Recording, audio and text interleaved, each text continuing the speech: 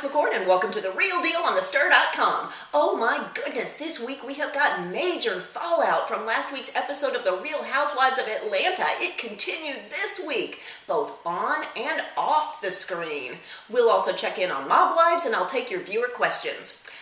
Wow, Atlanta, Kenya Moore. She wanted to have a masquerade ball in honor NeNe Leakes. She wanted it to be like Eyes Wide Shut, but it was mouths wide open with all this drama.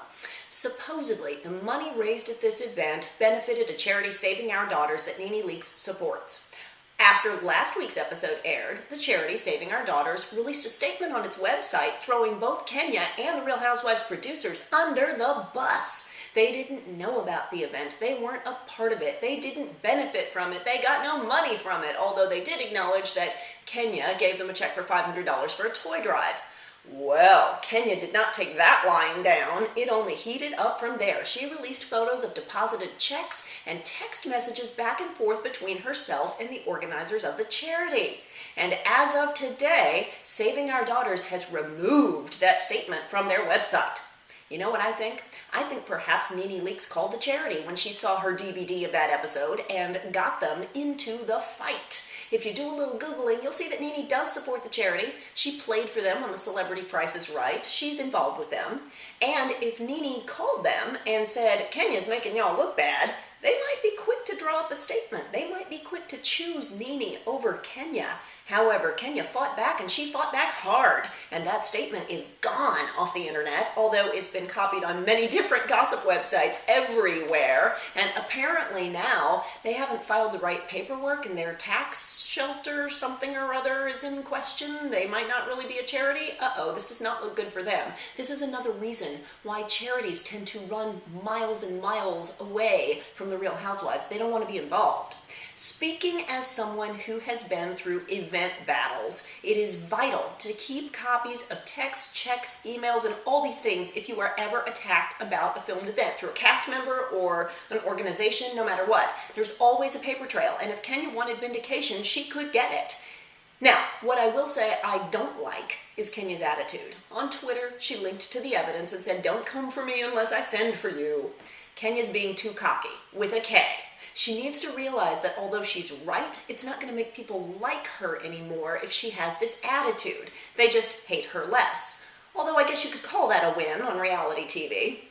Well, next, there's off-screen trouble for Phaedra Parks. Now, we've all heard that her husband, Apollo Nida, was arrested on charges of identity theft and bank fraud, and it appears that Bravo are running a mile from Phaedra. She was supposed to be the next Atlanta housewife to get a spinoff. Does it seem like they're handing them out like Christmas bonuses down there? Well, it is because out of the entire Real Housewives franchise, Atlanta rates the best. It's still breaking records. It's going up, not down, like all the other cities, so of course they're all getting spinoffs. In any case, Phaedra was supposed to start filming Rich People's Problems based around her career as an attorney. Don't forget she represented Bobby Brown with his things with Whitney Houston. Anyway, she was supposed to be defending rich people from their problems or something like that. Well, Wendy Williams broke the story that it's done. The spinoff is over, axed, not happening because of Apollo's problems. And by the way, one of Wendy's producers is Andy Cohen's BFF, so she's got a direct line to all this casting gossip. I'm sad for Phaedra because she will need the money if her husband winds up behind bars. Bravo seems to be getting tired of their talent being in court and unable to speak freely when they film, so I wonder whether Phaedra will be fired from next season as well.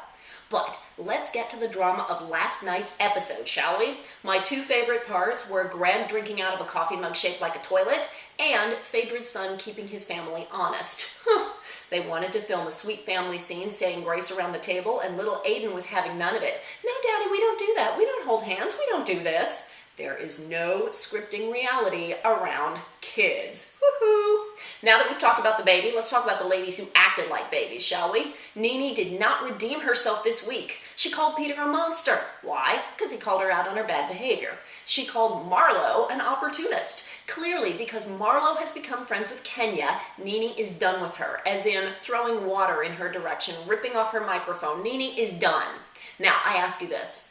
Does anybody care at this point whether NeNe is done or not? Now, don't get me wrong, Kenya should have called Nene before the charity event, and I'll bet she was afraid to because she knew Nene would say no. Kenya wanted the producers to do her dirty work and get Nene to show up at that ball. She should have been ballsy enough to just call Nene herself. She could have made storyline out of Nene saying no, don't honor me. She could still work with that.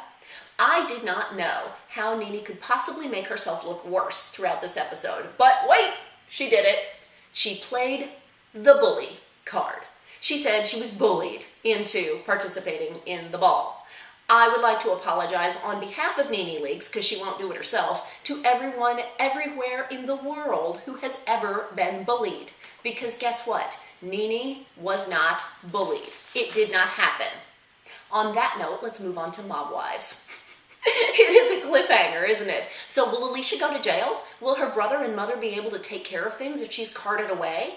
Will Junior get out of prison and start terrorizing Renee? And by the way, do we like Renee again? I have to say, Nene Leakes, Renee Graziano. I think Renee's okay here. I mean, I have to say, Natalie appears like a fighting fembot to me at this point. She attacks people, Renee in particular, and that's okay because it's your job on reality TV to attack people, but there's no context. She's not attacking for any real reason. It just seems like it's out of nowhere. So if Renee wants to write a dirty novel, more power to her. I mean, the thing is, reality stars can't really write tell-all books until they're safely out of contract and can actually tell all. So you may as well write fiction. Why not? I say get rid of Natalie the Fembot, keep Drita, Ange, and Renee, and keep Alicia if she's not in prison. Are you excited to see what happens next? Because I kind of am. Well, let's get to viewer questions. Cynthia Beaumont asked me how long ago the upcoming season of The Real Housewives of New York City was filmed. Well, they wrapped filming in September, Cynthia. So the Big Apple will have been on the shelf for almost 6 months when it starts airing, and that's the longest it's ever been. That's a really long lead time. Things can change, as we're seeing in the press. And Zucchini Green asked me a Beverly Hills question. She wanted to know whether Yolanda shutting down the Carlton, Lisa, and Kyle drama at her daughter's graduation party was sincere mothering, or was she just angry that the ladies were stealing camera time? Well, I think Yolanda was probably sincere that she didn't want the ladies overshadowing the event because it was about Gigi. However, you have to remember that all these events are nothing more than a backdrop for the storyline and the drama. So Yolanda was really lucky that we even saw Gigi. She was right as a mother to shut them down, but it was risky because she ran the risk of the whole segment being cut if no drama between the ladies happened. Now in New York, if we filmed something that we really, really wanted to make the final cut, we would talk amongst ourselves with the cast and talk about storyline points or needle each other on purpose to create drama so that it would finally make the final edit. Let me know what you thought in the comments. Renee Graziano, Nene Leakes. Was Nene in fact bullied? Does anyone anywhere in the world believe that? Let me know what you thought in the comments. For now, I am Alex McCord. You are watching The Real Deal on TheStir.com. See you next time.